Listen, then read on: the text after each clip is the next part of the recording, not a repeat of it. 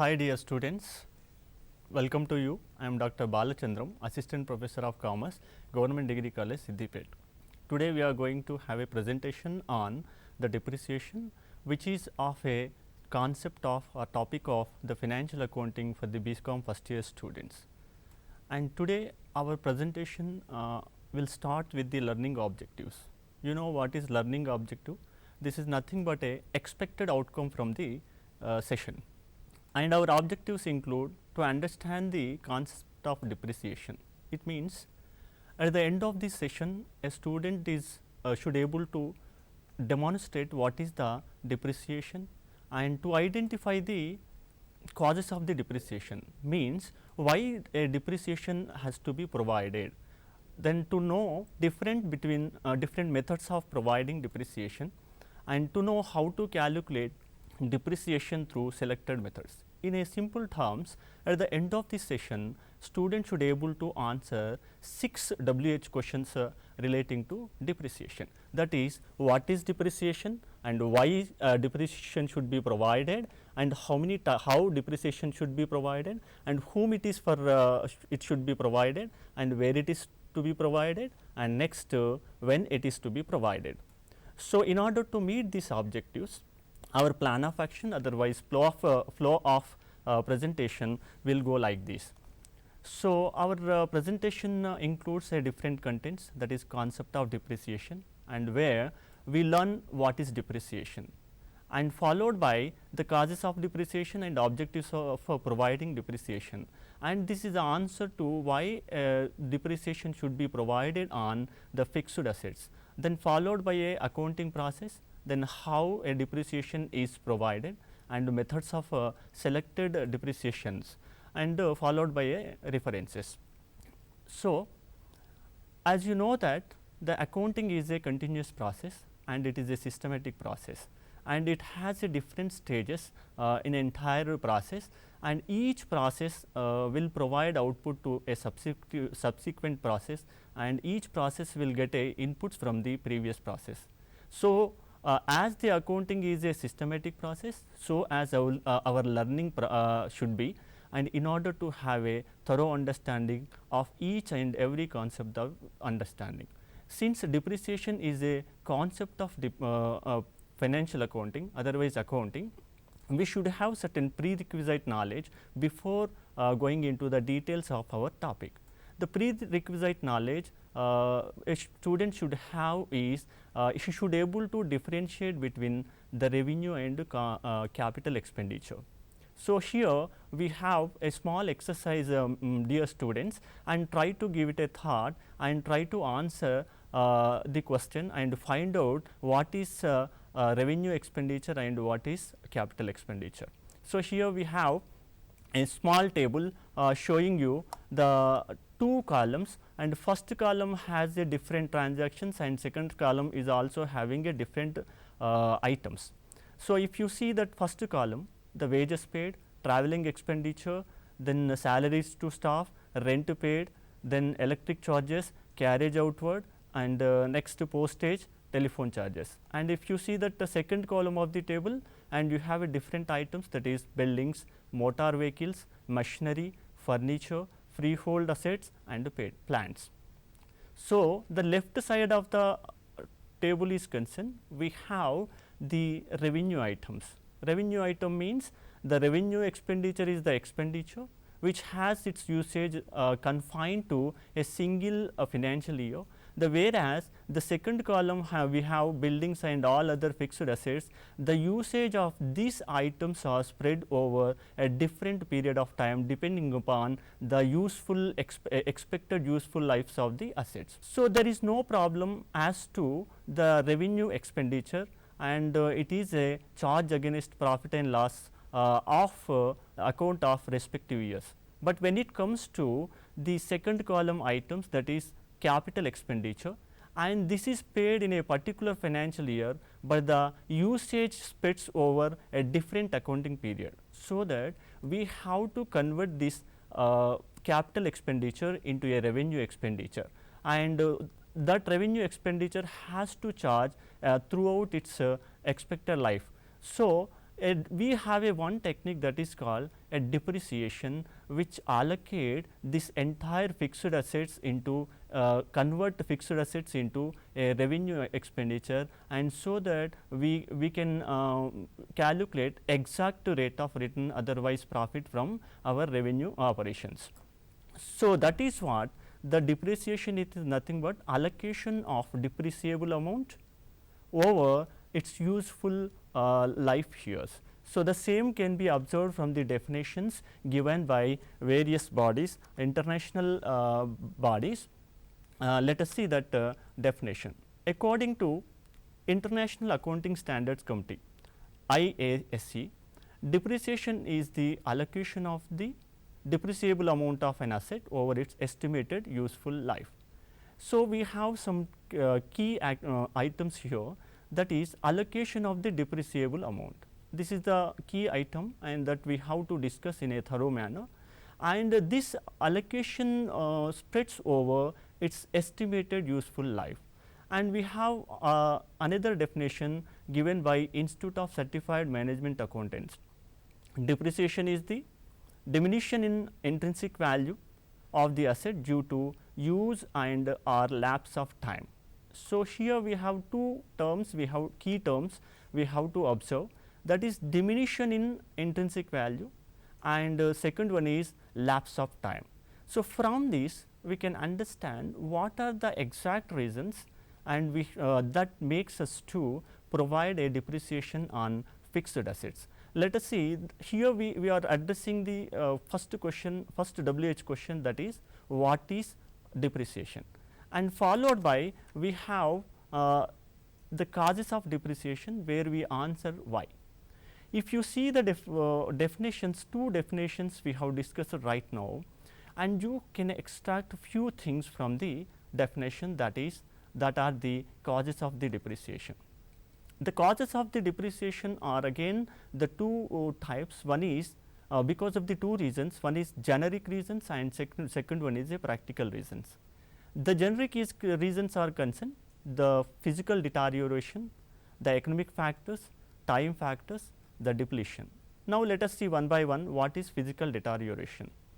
So every asset in the world is subject to depreciation except human intelligence. The same logic applies here also. Any fixed assets, whether you use or it is subject to a depreciation. Let us see a machinery, if it is put into use, and because of the usage, and there will be a certain kind of diminution in the value, means if due to friction, otherwise tear and wear, so there is a diminution in the value. And even if it is idle, and because of the natural elements, and it gets depreciated. Let us see, we have a certain natural elements like rain or wind, because of all the sun rays, and because of all these, and the asset exposed to, being exposed to like decay, rat, otherwise rust. So that as the time passes, there will be a obsolescence, otherwise decrease in the value of the physical assets. And we have other economic factors also. The economic factors are two types, one is obsolescence, and second one is inadequacy. And when you are doing a business, and when a particular machinery is in use, otherwise any fixed assets are in use, and because of the change in technology, and even though the physical condition of the physical fixed assets is good, and we have to drop the same asset from the production, and in order to replace with the new technology, which is a economic in production. Let us see, I will give you a simple example. Earlier we used to have a typewriters, and even though the typewriter is in a good condition, and it was replaced by a computer, because the computer is very the technologically stronger than and better than the typewriter. So this is called obsolescence. Means even though there is a physical condition of the fixed assets, we have to drop from the usage. And we have another economic factor also, that is inadequacy. When a particular business is scaling up and going international, and it has to scale up its production activities, but the existing physical assets like a machinery may not be adequate to meet the scaling up of the production. So, in that cases, we have to replace the existing machinery with the new machinery with high capacity. So, these are the two reasons why we have to provide a depreciation on a fixed assets. And we have also time factor, and there are certain assets which are bound to lapse of time. Let us see the patents we have, copyrights we have, and leasehold properties we have, and these are the assets, and the value of the assets will come down as the time passes on. And we have another the cause of depreciation, that is depletion. The depletion means this is a reduction in the output levels of a particular asset. Let us see, we have a quarries, and we have a coal mines, and we have oil wells, and as you extract the coal, otherwise oil from the mines, there will be a diminution in the available resources in a particular mine. And we have another factor that cause the depreciation is an accident, and every you know that even though a particular asset is in a good condition, because of the natural calamities, otherwise any other sudden accidents, the value of the machinery, otherwise any fixed assets will come down. So, these are the generic reasons for providing a depreciation. And when it comes to the practical things in providing the depreciation, we have different objectives also, that is objectives of providing depreciation. The first one is to ascertain the true profits. So, every business is every business objective is to earn the profit. The profit is the difference between revenue and expenditure. So, in order to have a exact profit, in order to calculate the exact profit, the revenue and expenditure must be estimated, otherwise calculated in a most accurate way. So, cost of expenditure is concerned, again there is a two terms, and we have, that is revenue expenditure and fixed expenditure. The fixed expenditure has its usage over its different useful life periods, so that the fixed expenditure has to be allocated over its life period in order to ascertain the true profits. And second one is to present true financial position. The financial position is depicted by the balance sheet, wherein you will find different classes of assets. The one class of asset is the fixed asset, and this is recorded at the purchasing price, if it is recorded at the purchasing price, so that the value of the assets will be overstated even though it is in use.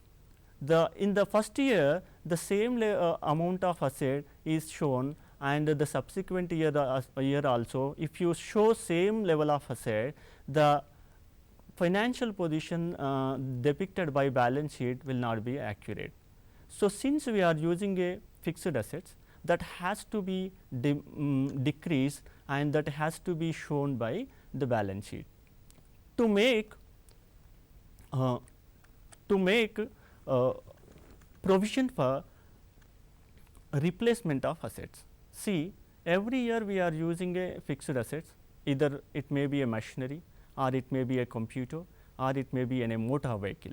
So, it has certain useful life periods, and after the end of the estimated useful life, it has to be replaced by a new thing. So, for that we have to replace at the end of the life of the fixed assets. For that we are providing a depreciation, and this depreciation will be accumulated over its useful life, and whatever the accumulation fund is there, we use for replacing the existing one. The second one is to ensure uniform rate of return. So, in the initial year of the fixed asset and the depreciation, if you do not provide, the cost of the production will be high, and so that the rate of return will be low. Then to ensure maximum tax benefits, you know that depreciation is tax exempted items, and if you provide a depreciation on a fixed asset, so that we can decrease the tax liability, so that lead to payment of the dividend. And to determine the accurate cost of the production, the next objective is to determine the accurate cost of production. So, when we do not provide a depreciation, and if we consider only a revenue expenditure, your cost of production, that is cost of production estimation, will not be accurate. So, these are the two reasons why we provide a depreciation. Now, we have answered the two questions, what is depreciation and why a depreciation is being provided. The next will have the depreciation accounting process, means how we move forward with the accounting process. So, we have 3 stages in depreciation accounting process. One is establishing the depreciable amount, and second one is the estimating the useful life, and third one is choosing an appropriate depreciation method. So, establishing depreciable amount means it is a difference between the cost of the machinery and the salvage value of the machinery or fixed assets at the end of its useful life. The second one is estimating the useful life, means we have to estimate the expected lifespan of a physical asset, and this includes we have to consider various factors like the technology, time factors, markets, regulators, and any other factors that are related to the estimation we have to consider in a very careful manner in order to estimate the useful life, and followed by the choosing an appropriate method. And this is a very important task of providing a depreciation. So, we have a different depreciation methods, and which can be categorized into 3 ways. One is uniform charge method, and second is declining charge method, and third one is other methods. So, the name itself indicates, in case of the uniform charge method, the depreciation will be uniform over its useful life, and whereas in case of the declining charge methods, all the in case of all the methods, the depreciation will be diminishing over its useful life, and we have other methods also. Let us see one by one. The uniform charge method, we have 3 methods. One is fixed installment method, second one is depreciation method, and third one is machine hour rate method. And in case of the fixed installment method, and this is very suitable to the assets which are time bounded, like patents, copyrights, and leasehold assets. When it comes to a depletion method, and this method is very useful and suitable to the assets which are like oil wells and coal mines next to quarries. Then when it comes to a machine hour rate method, and this is suitable to the assets like machines and aircrafts like that. So, the second one is the declining charge methods. One is a diminishing balance method, second one is sum of years digits method, and third one is double declining method. When it comes to a diminishing balance method, this is very suitable to the items which are having a long lifespan, and second one is sum of years digits method, and where the depreciation chargeable will be high in the initial stages, and later on it will come down. It is in line with the first thing, that is diminishing balance method. And third one is a double declining method, the name itself indicating it is also in line with the first one, that is diminishing balance method. The third method, the depreciation charged will be doubled in each subsequent year. and other methods we have. The first one is group depreciation method. A group depreciation method is suitable when you have a group of assets, that is number of assets which are of similar value and having a equal average life expectancy. The inventory system of depreciation is suitable to items of small value like a loose tools, and also the livestock like a cattle and ships. Then depreciation fund method, which is which can be differentiated from any other method in terms of it's concerned about time value of money, wherein the depreciation every year provided will be invested in a stock market, and after the end of the lifespan of particular asset, the same inflows will be used to replace the existing machine with a new machinery.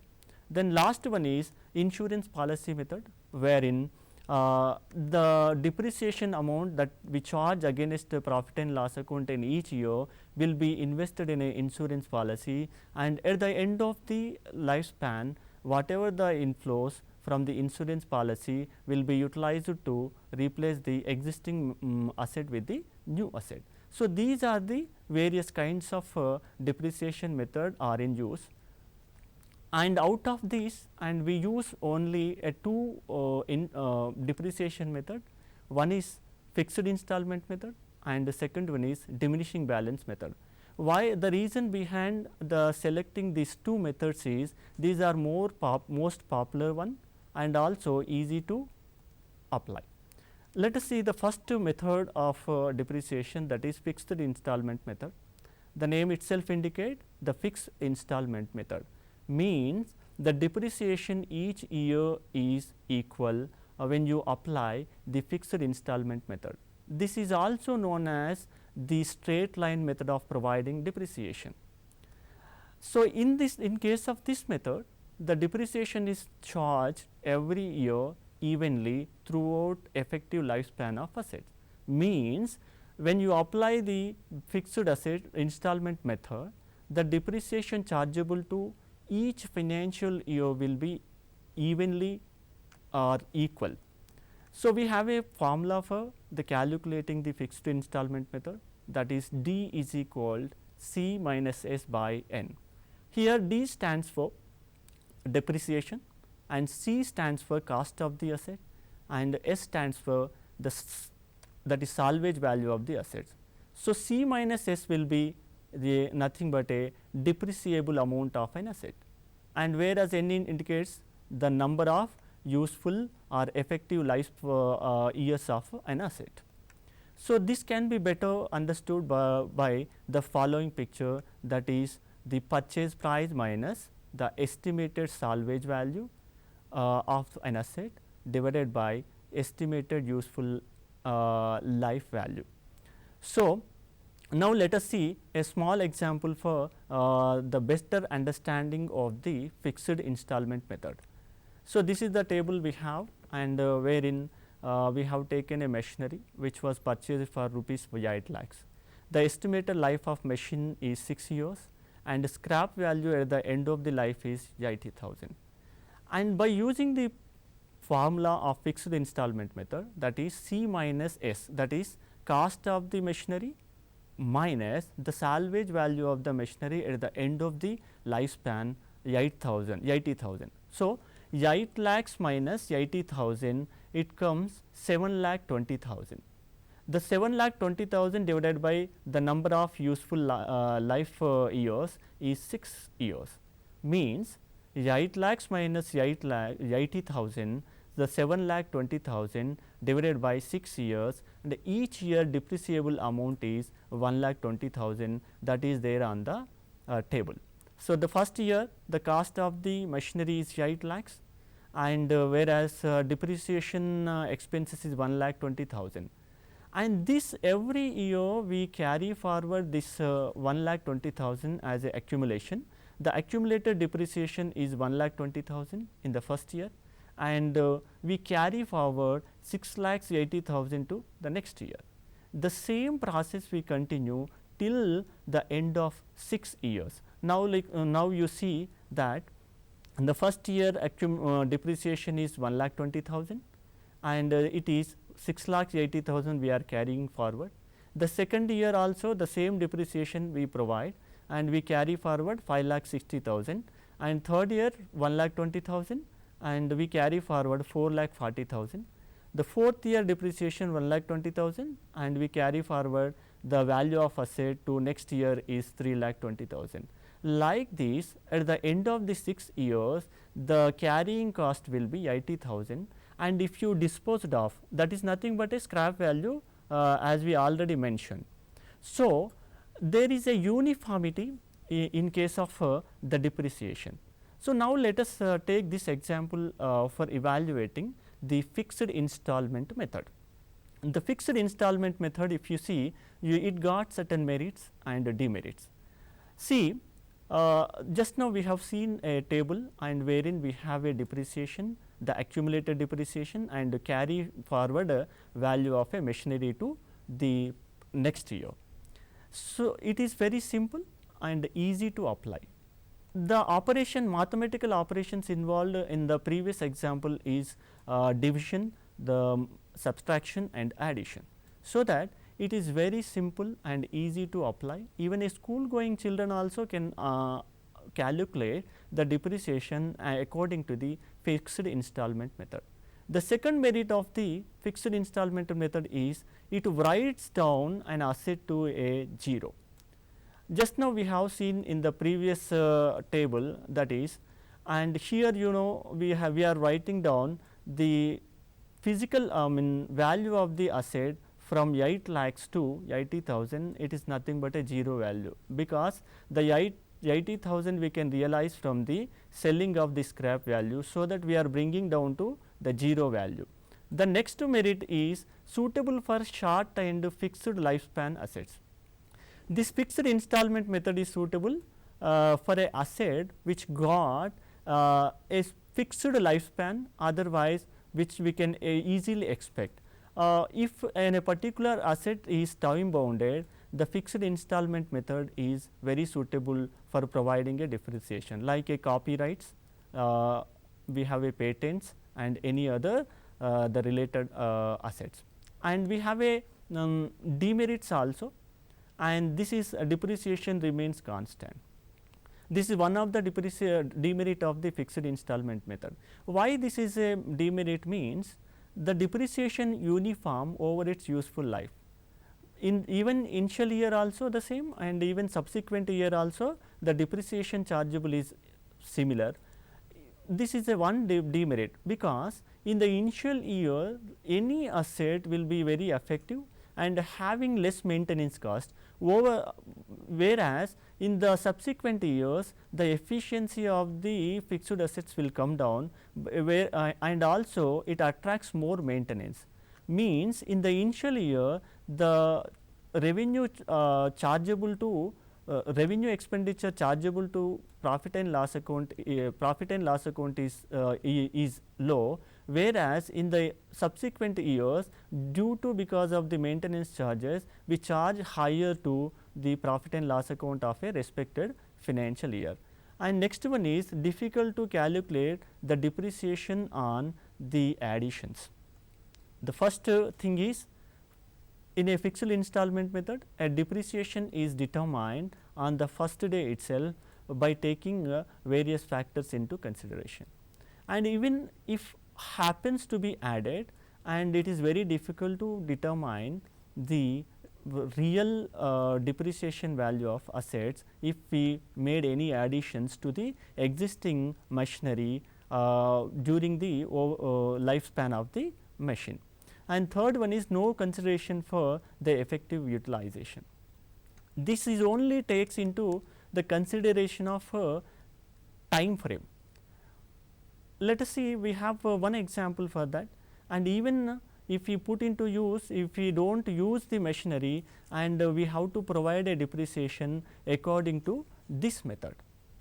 And the next method is concerned the diminishing balance method, that is the depreciation charged on the book value of the asset at a predetermined rate. So, depreciation is charged on the book value, and at a predetermined rate of return. So, the formula for the diminishing balance method is value of asset each year into a depreciation rate. See here, the value of asset over different years will be a differ, because we carry forward the diminishing value of the asset to a next year. So, that the book value of the fixed assets according to diminishing balance method will come down over different periods of time and into a depreciation rate which is predetermined. Now, let us see this one example for better understanding of the diminishing balance method. That is, the same example we are taking, a machinery was purchased for 8 lakhs and the predetermined rate of depreciation is 10%. So, here you see the 8 lakhs is the cost, and at the rate of 10%, 8 lakhs into 10 divided by 100, 10%, the depreciation chargeable is 80,000. The accumulated depreciation in the year is 80,000, and we carry forward the real value, that is value of the asset to the next year is 7,20,000. This is the book value we are carry forward. Means every year the value of the machinery we carry forward will be a lesser than the previous year. So, that the depreciation as per this method will come down in year by year, year after year. See here, you can observe that the 80,000 is the first year depreciation, and we are carrying forward 7,20,000 to next year. The 7,20,000 will be considered for calculating depreciation on the second year. So, that 7,20,000 into 10% will be a 72,000. So, accumulated depreciation will be a 1,52,000 at the end of the second year. Now, if you see that carrying cost, it is 6,48,000, means 7,20,000 minus 72,000, it comes 6,48,000. Otherwise, 8 lakh minus 1,52,000, it comes 6,48,000. So, like this, every year the depreciation as per this method will come down. See this here, 80,000 in the first year and 72,000 in the second year and 64,800 in the third year and 48,320 in the fourth year and 52,488 in the fifth year.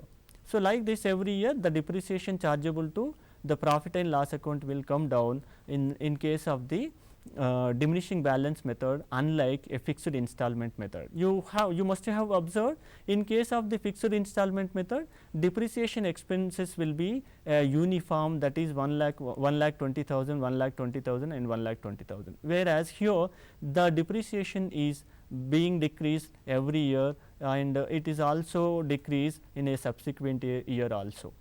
So, now let us take this example for evaluating the depreciation method, that is the diminishing balance method. So, the merits of the diminishing balance method is, it is very simple and easy to apply, and just now we have observed how simple it is to calculate a depreciation as per the diminishing balance method, and it is nothing but a book value of the assets into depreciation rate. So, that it is easy to apply and calculate. And this another merit of the diminishing balance method is to put equal burden on each subsequent year. See, in any asset, if you take in the initial year, the effectiveness and efficiency of the machinery is high, and as the year after year, the efficiency of the machinery will come down, and it also attracts additional maintenance charges and addition. So, that in case of the fixed installment method, you have a uniform depreciation, and whereas in a diminishing balance method, the depreciation value over an year will come down, and in the subsequent year, that is covered by maintenance charges and extra repairs that may occur. There is a possibility that it may attract certain repairs also. So, next one is recognized by the tax authorities. The diminishing balance method, another important merit of the diminishing balance method is it is recognized by tax authority. So that one of the user being tax authorities, one of the user of accounting information, and we do not find, I mean we do not have any problem using a diminishing balance method. The next merit of the diminishing balance method is easy to calculate the depreciation on additions. So, whenever you add to the existing machinery and you do not find a problem in calculating the depreciation on additions made during the life of the existing machinery. When it comes to demerits, it does not write down an asset to 0 and difficult to determine the rate of depreciation. We have a two demerits, that is it does not write down an asset to 0, and the second one is difficult to determine the rate of depreciation. So, since just let us move on to the previous slide, and here every year the carrying cost is coming down, and after 5 years the carrying cost is 4,70,000, and here if you see the depreciation expenses is coming down, and so every means there is no possibility that we can write down a depreciation to 0 level if you use a diminishing balance method. And when it comes to the rate of depreciation, and it is very tough to determine the exact rate of depreciation, and it needs to we need to evaluate many factors, and even though the exact prediction of the rate of depreciation is almost impossible, and but we have certain methodologies wherein we can achieve more accuracy. So, this is about the diminishing balance method. The followed by as of now we have answered 3 WH questions. The one is what is depreciation, and second one is why we provide a depreciation, and third one is how we provide a depreciation. Now, we have another 3 WH questions, that is whom it should be provided and whom it should be provided. Second one is where it should be provided and when it is should be provided. You know that the users of accounting information is the stakeholders, and every account we prepare is aiming at the stakeholders. Stakeholders includes the tax authorities and the shareholders and employees and any other who are interested in the activities of the business. And where it is means in the books of accounts we provide a depreciation, and third one is when it is means every year we have to provide the depreciation in the books of accounts. So, this is our the process, I mean this is our discussion on a depreciation, and we have seen the prerequisite knowledge in order to better understanding of the depreciation in the first slide itself, and the next class will cover the accounting treatment of depreciation, which includes preparation of the asset account by taking depreciation into consideration, and the depreciation account, and depends upon the various methods we have to prepare a depreciation fund account also. So, that will be followed in the next class. So, this is about our the discussion, and now let us see that evaluation thing. So, here we have the different possible questions in a competitive exams, otherwise in a entrance examinations. So, the first question is find odd one out. The find odd one out means we are given 4 options here, that the MCQs, multiple choice questions. The fixed installment method, second one is diminishing balance method, third one is machine hour rate method, and depletion method. So, in order to answer this question, we have to follow a CCC approach, that is content, clarity and connect.